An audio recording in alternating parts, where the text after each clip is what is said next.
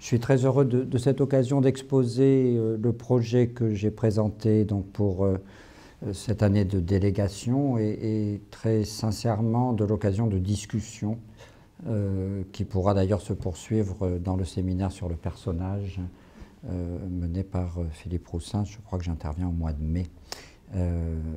Donc la discussion elle aura lieu en un premier temps avec Bernard, mais nous ne savons rien de ce que nous allons dire l'un et l'autre, que je veux remercier d'avoir accepté cette invitation aujourd'hui et auquel me lie une longue complicité bordelaise.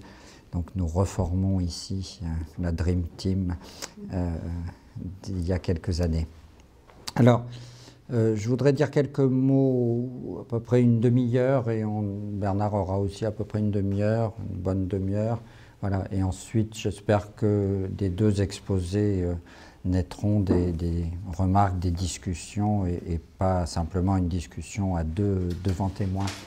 Mais j'espère, je dois dire, beaucoup, un peu, des pistes que vous pourrez vous-même soulever. Alors, la question est un peu massive, celle de l'identification. Je voudrais expliquer rapidement pourquoi elle s'est mise à devenir centrale pour moi et expliquer les raisons de cette venue au premier plan d'un motif de cette nature. Et en y réfléchissant pour cette rencontre aujourd'hui, je me disais qu'en fait, ça me ramenait presque au début de mes travaux. Je veux dire au passage que je crois beaucoup en la vertu séminale ou stratégique, une sorte d'insu de sa propre pensée qui est à l'œuvre dans les premiers terrains de recherche. Donc j'ai commencé par travailler sur la notion de voix, chez Desforêts, chez Beckett, chez Thomas Bernhardt, la liste Faulkner, enfin la liste peut être très longue. Il me semble que si je dis les choses ainsi, c'est pour noter que d'emblée, si je le traduis par une formule aujourd'hui, c'est que se posait un problème d'identification. Et finalement, même un problème d'identification double. La première question posée étant en effet dans ce type de texte, qui nous parle, hein, et on sait qu'une œuvre de Jean Quérol porte pour titre général de plusieurs récit, on vous parle. Hein, donc on. L'identification même de ce on faisant éventuellement problème, l'identification du vous n'étant peut-être pas plus facile.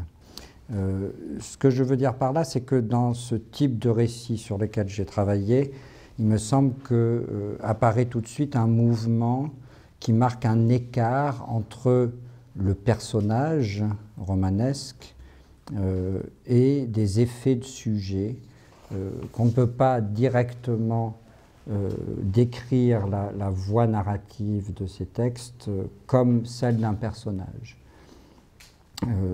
Et ce type de texte m'a semblé relever de ce que j'appelle le récit, hein, en marge du roman ou en contestation du roman, dans un autre équilibre par rapport à la notion de personnage, récit qui se définit comme le lieu dynamique et instable d'une identification problématique de la voix elle-même.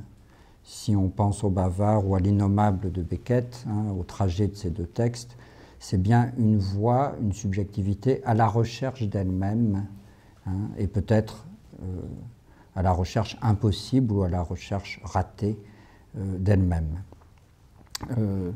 Je traduirai les choses aussi de cette façon, peut-être un peu abrupte, que ce sont des textes qui finalement demandent l'identification de la part subjective en soi.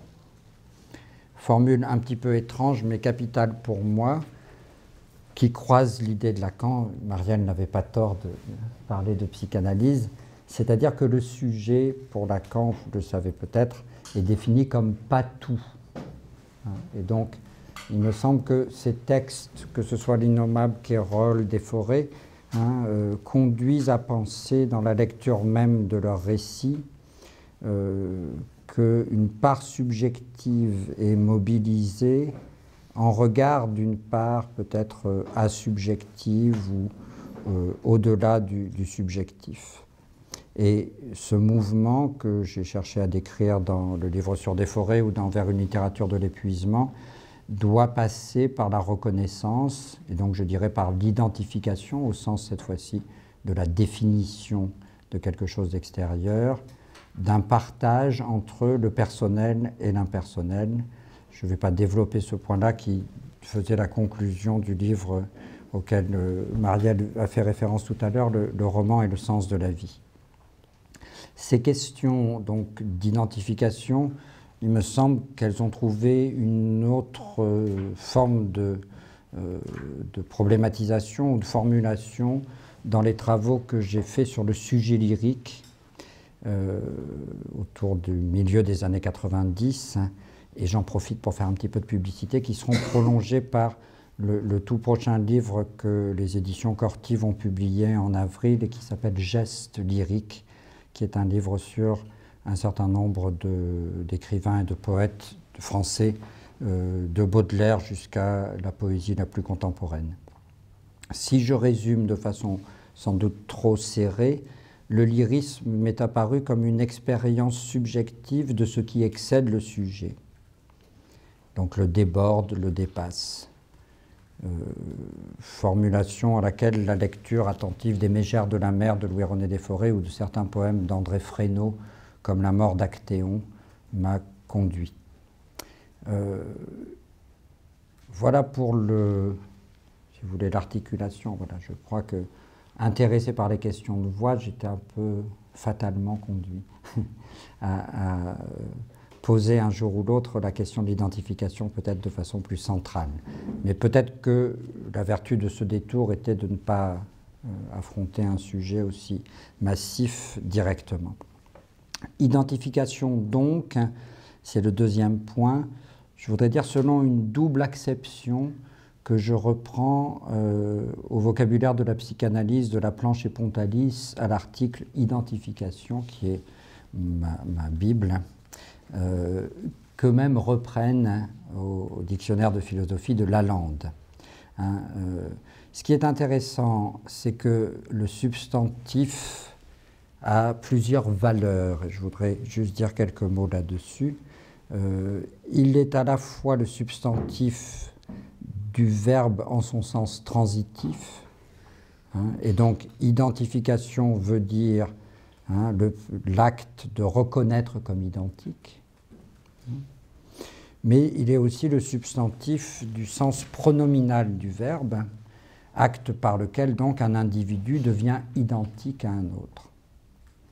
Et ce deuxième mouvement, c'est-à-dire le sens pronominal du verbe, s'identifier, est lui-même un mouvement complexe. Vous voyez deux manières de conjuguer le verbe, si je peux dire, et deux directions qu'il ne faut pas négliger ni l'une contre l'autre, ni inversement.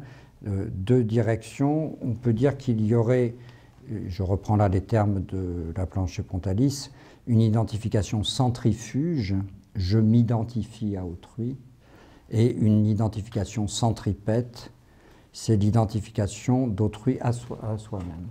Donc il y a les deux directions. Alors ces deux directions pourraient laisser entendre que la notion est confuse.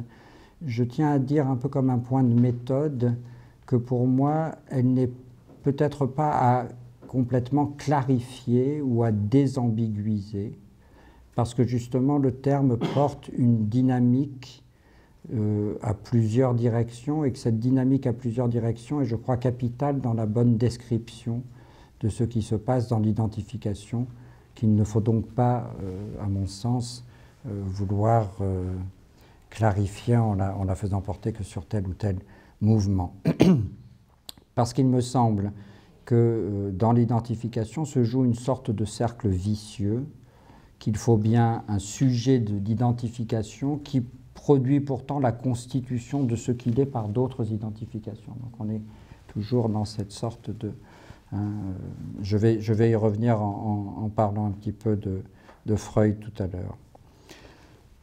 La deuxième raison pour laquelle je travaille en ce moment autour de cette idée ou de cette notion d'identification, c'est parce qu'elle me paraît compliquer immédiatement une notion dont nous sommes peut-être tous un peu repus, voire atteints d'une sorte de nausée, qui est la notion d'identité. J'ai lu récemment le livre tout à fait remarquable, je trouve, de Vincent Descombes, Les embarras de l'identité, hein, qui revient donc sur cette sorte de dégoût qui nous prend devant le terme identité. Il a un passage assez drôle sur le fait qu'il lit un guide d'Italie et que le quartier, peut-être Trastevere, je ne sais plus, a gardé son identité. Donc il s'abuse sur la fortune de ce mot qu'on trouve partout dans le moindre restaurant ou pour la moindre musique populaire ou que sais-je. Hein. Nous avons été aussi, vous le savez, ad nauseam abreuvés de débats nauséabonds sur l'identité nationale il n'y a pas si longtemps. Donc le livre de Vincent Descombes revient sur les questions qui se posent, non pas quand il s'agit de juste décliner son identité, mais de l'identité au sens identitaire, comme il le pose au début du livre. Donc il me semble que autant les sciences sociales ou les sciences humaines ont beaucoup réfléchi ces dernières années sur des questions liées à l'identité, de manière un petit peu étonnante, en travaillant assez peu sur les processus d'identification, me semble-t-il.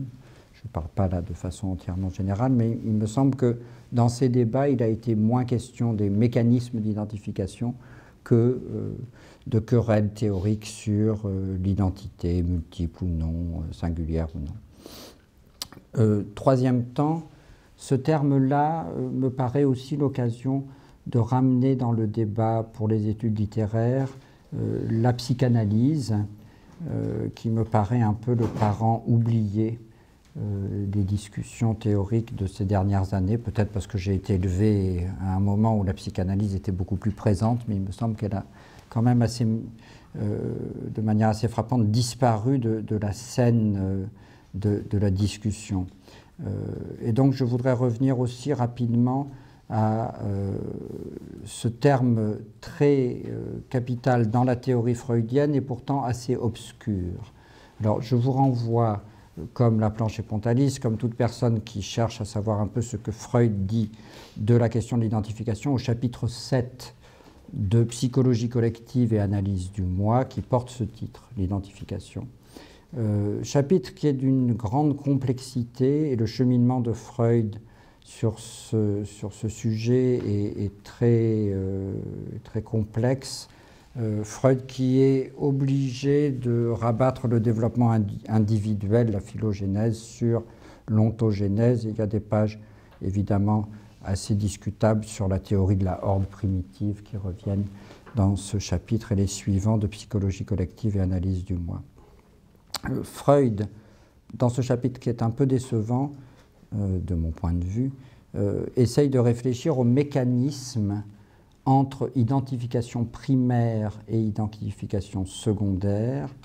Et en vérité, ces termes ont été assez rapidement remplacés par la théorie psychanalytique, par les notions peut-être plus claires d'introjection et d'incorporation, même si le mécanisme général de l'identification reste évidemment au cœur de la théorie de la métapsychologie, de la psychanalyse. Ce sont des analyses et des débats que j'aimerais poursuivre. J'ai annoncé, je ne perds pas du tout de vue, que j'aimerais bien organiser entre Paris 7 et le CRAL peut-être une journée d'études avec des psychanalystes pour voir un peu où eux-mêmes en sont par rapport à ces questions et ce qu'ils peuvent nous en dire.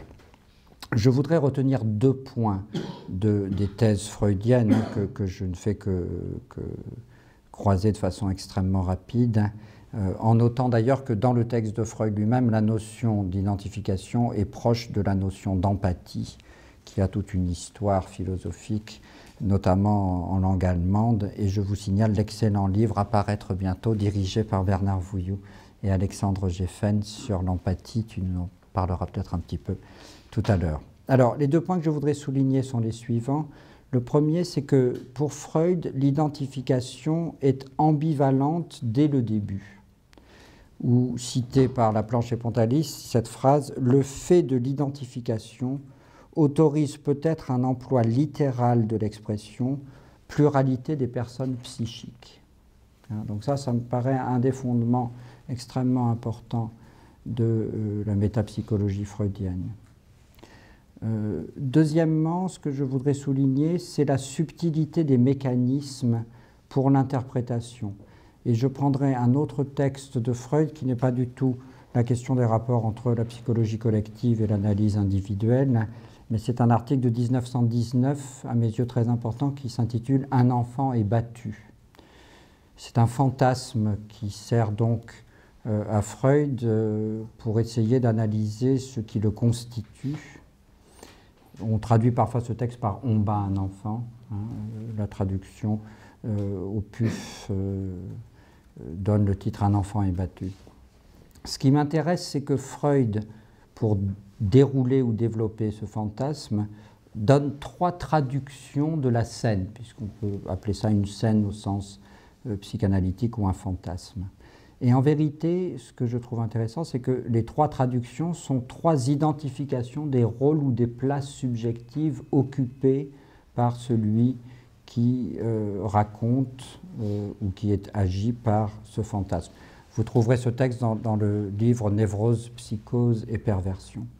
Alors, Freud distingue 3 étapes. La première étape, c'est de traduire ce fantasme par la phrase « le père bat l'enfant ». Il ajoute « bat l'enfant haï par moi ». Donc l'enfant n'est pas moi, c'est le petit frère ou la petite sœur ou le grand frère ou la grande sœur en général. La deuxième traduction, puisque chacune des traductions est aussi une sorte de genèse de la constitution du fantasme. Freud, après avoir dit qu'il avait 4 cas féminins et 2 cas masculins, se résout à ne parler que des cas de patientes qu'il a analysés. Donc la deuxième traduction, c'est « je suis battu par le père ». C'est la phase masochiste du fantasme, phase que Freud dit de façon assez étonnante, la plus importante, sans existence réelle, et qu'il est obligé de reconstruire. Ça n'apparaît pas véritablement à l'analyse, mais il a besoin de cette étape avant le fantasme tel qu'il se livre en analyse, hein, qu'on pourrait traduire de la façon suivante: une figure paternelle bat des enfants. Vous voyez, ce que je trouve tout à fait fascinant, c'est quand même l'extraordinaire déclinaison de l'ensemble des places subjectives entre acteurs et objet de l'action. Et dans cette troisième traduction, la patiente est à la place de celle qui peut dire « je regarde ». Donc il faudrait ajouter une figure je regarde une figure paternelle battre des enfants, hein, pour compliquer. Hein. Et c'est à ce stade du fantasme que Freud note qu'il devient porteur d'une excitation véritablement sexuelle. Alors, je ne vais pas à mon tour faire une analyse, je ne suis pas analyste, mais ce que je veux noter ici, c'est l'extraordinaire plasticité des identifications dans ce qu'on peut appeler une scène au sens psychanalytique. Alors, quel est l'intérêt de parler de scène au sens psychanalytique? C'est qu'il n'y a pas de maîtrise possible des positions. C'est-à-dire que je ne peux pas ordonner quelque chose depuis lequel les places seraient fixes. Et que ce que montre la psychanalyse, c'est que plusieurs places peuvent être occupées en même temps. C'est sans doute ça d'ailleurs qui fait le caractère fascinant et résistant d'une scène où je me projette en plusieurs endroits. Et ce phénomène-là, je crois qu'il est très important. Je vais en donner une traduction tout à fait différente, mais dans un livre récent d'Olivia Rosenthal qui s'appelle « Que font les reines après Noël ?» Je ne sais pas si vous l'avez lu, paru en 2010.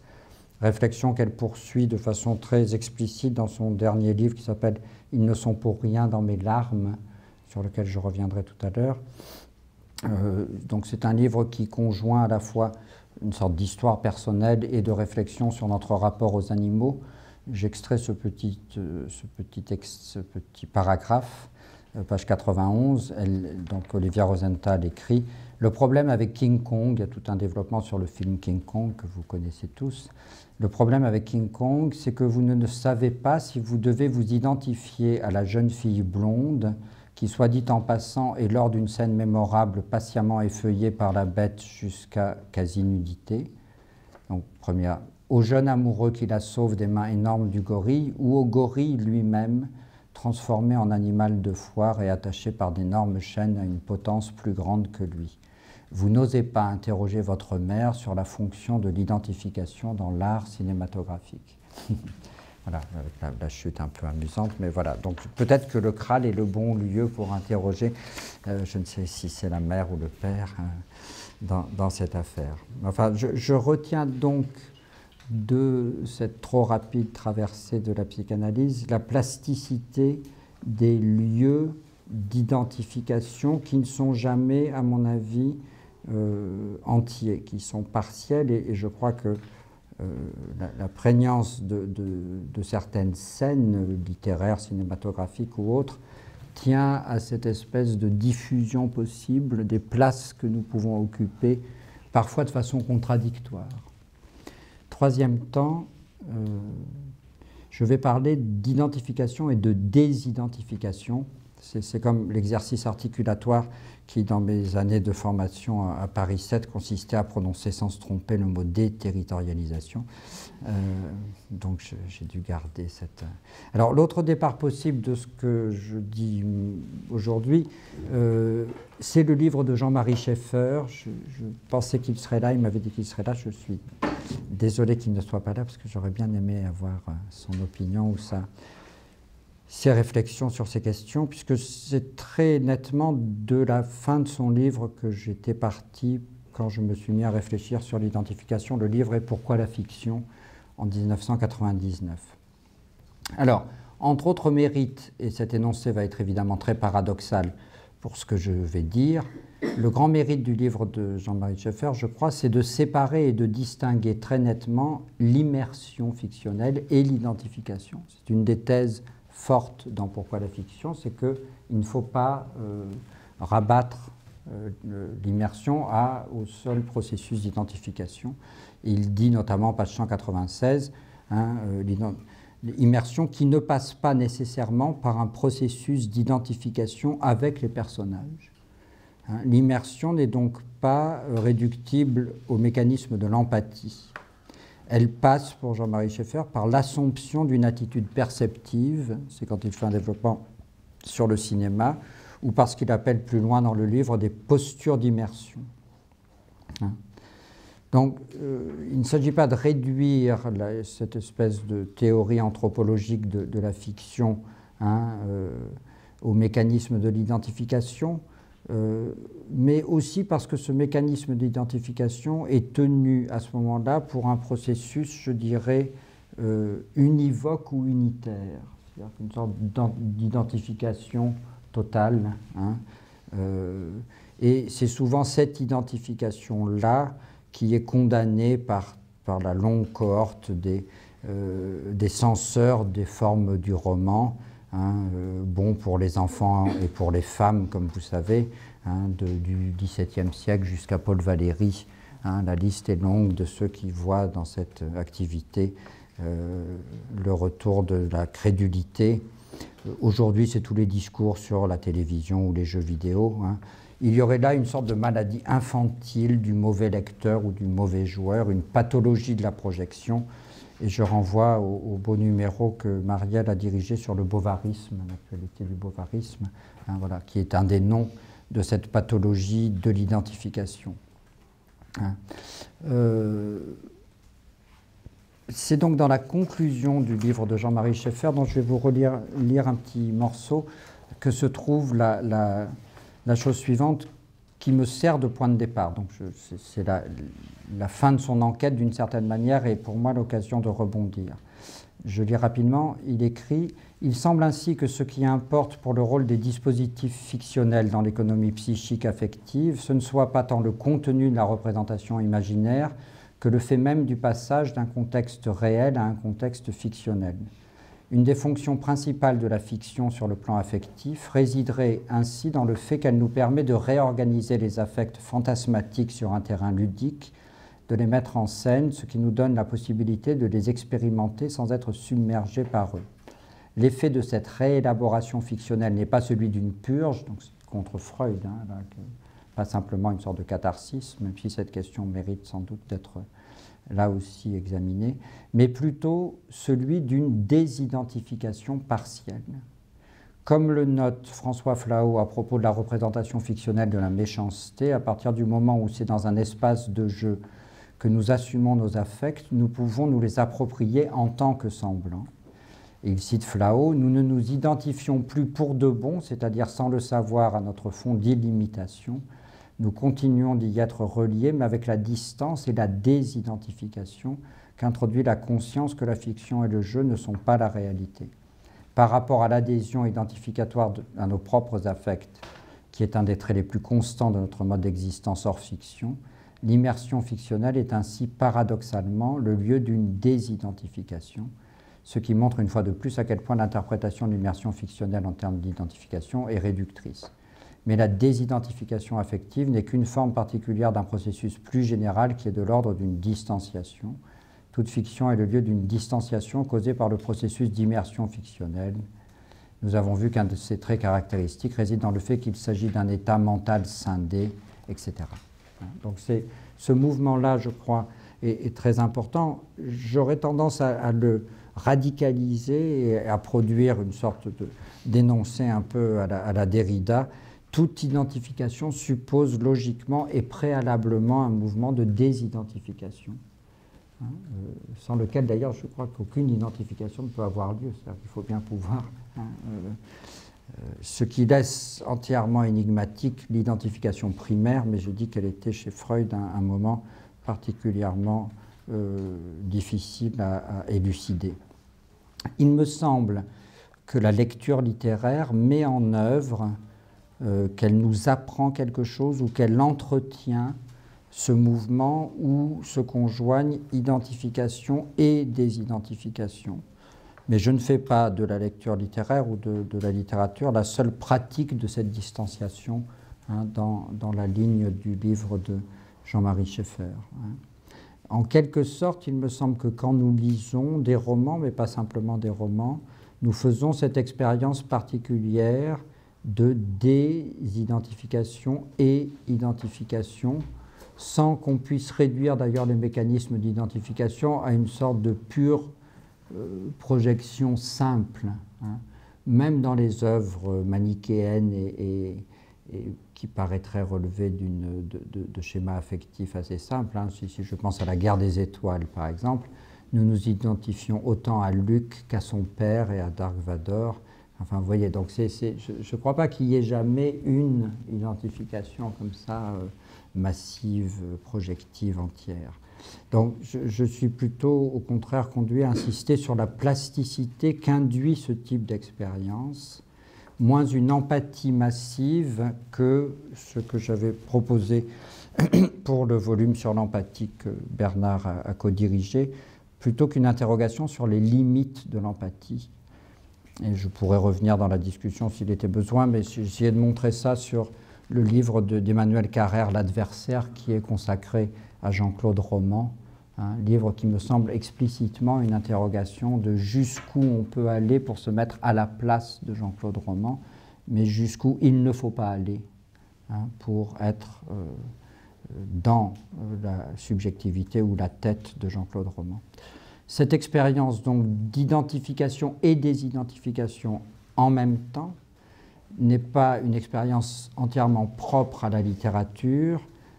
Elle ne se réduit pas non plus à la seule fiction, même si je crois qu'il y a là un terrain privilégié que l'on peut étudier depuis ce point de vue-là, donc des études littéraires, au sens où cela nous révélerait des mécanismes ambivalents, complexes, dynamiques. Et je tiens à dire juste en passant, je vois que mon temps de parole touche à sa fin, que personnellement, je préfère ne pas tenter quelque chose qui serait de l'ordre d'une taxinomie, mais de préserver justement le caractère dynamique et plastique de ce mouvement. Je terminerai très rapidement par quelques pistes pour ou sur la littérature contemporaine. Il est évident que le mouvement de l'identification et de la désidentification tel que je viens de le décrire trop vite touche à des mécanismes très généraux, qu'on pourrait dire anthropologiques au sens de Jean-Marie Schaeffer, et que d'une certaine manière, ces mécanismes sont toujours mis en œuvre ou mis à l'épreuve des œuvres. Mais il me semble que on peut le voir peut-être plus singulièrement dans des textes aux formes plus complexes, dans des textes récents qui sortent des genres et de ce que Schaeffer appelle peut-être des postures réglées d'immersion. Il me semble que la littérature très contemporaine offre un terrain d'observation intéressant pour cette espèce de réflexion sur la dynamique de l'identification. Je m'en tiendrai à 4 noms d'auteurs qui m'intéressent dans cette perspective. Celui déjà cité d'Olivia Rosenthal, dont il me semble que cette question est au centre des dispositifs toujours duels qui président à ses livres, et notamment dans le dernier livre, Ils ne sont pour rien dans mes larmes, qui interroge le lien qui unit un spectateur ou une spectatrice avec un film sur le mode de l'identification, dramatisé en 4e de couverture par cette question « Quel film a changé votre vie ?» Je ne sais pas si vous connaissez ce livre, qui est un livre assez intéressant, je trouve. J'ai déjà évoqué Emmanuel Carrère et le double jeu, si l'on peut dire, de la biographie des autres par rapport à celle de l'écrivain lui-même, de l'adversaire, jusqu'au tout récent Limonov. Je voudrais ajouter simplement 2 noms ou 2 œuvres déjà abordées, enfin, ou que j'ai moi abordées un peu sous cet angle. De façon peut-être plus inattendue, l'œuvre de Patrick Modiano me paraît poser contre la question de l'identité le mécanisme toujours relancé de l'identification. J'ai proposé une lecture de Rue des boutiques obscures, où on trouve le vieux truc narratif de l'amnésie. Le héros a perdu la mémoire, il doit enquêter. On trouve ça aussi chez Wim Wenders. Mais où il me semble qu'on peut montrer que dans l'écriture même de Modiano, le flottement identitaire est une stratégie pour résister ou lutter contre les effets d'assignation d'identité. Et que le charme des livres de Patrick Modiano tient à la manière dont il entretient et joue donc sur un romanesque un petit peu revisité ce flottement. Le dernier nom que je citerai, Marielle l'a évoqué, c'est un terrain commun avec Bernard, c'est l'œuvre de Pascal Quignard et cette injonction que je vais juste dire comme ça dans l'avant-dernier tome de Dernier Royaume qui s'intitule La barque silencieuse. On trouve une page très à la Pascal Quignard où on peut lire « Ne deviens pas toi-même ». Donc la réflexion de Pascal Quignard est certainement une réflexion par laquelle la vertu de la littérature est dans cette désidentification même.